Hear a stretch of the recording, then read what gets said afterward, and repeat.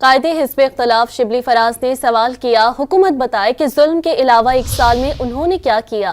पेशावर में मीडिया से गुफ्तगू में उन्होंने दावा किया कि जिनको अवाम ने मुस्तरद किया उनको वज़रा बना दिया गया। कायदे हिज़्ब इख्तिलाफ शिबली फराज ने सवाल किया, हुकूमत बताए कि जुल्म के अलावा 1 साल में उन्होंने क्या किया।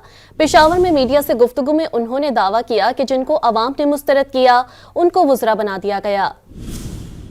ये अगर आपकी काबीना होगी तो आप अंदाज़ा कर सकते हैं कि आपकी ये हुकूमत कारोबार ममलिकत किस तरह चलेंगे। ऐसे लोग जिनको के अवाम ने रिजेक्ट किया, बुरी तरह रिजेक्ट किया, वो आपके वजीर बने हुए हैं। और एक तरफ जो महंगाई का हाल है और दूसरी तरफ ये अयाशियाँ कि ये इतनी बड़ी काबीना, यानी ये 10 लोग या 12 लोग जो काम नहीं कर सके, सिर्फ जो है इनको खुश करने के लिए इनकी जो इन्होंने अपने ज़मीर बेचे हैं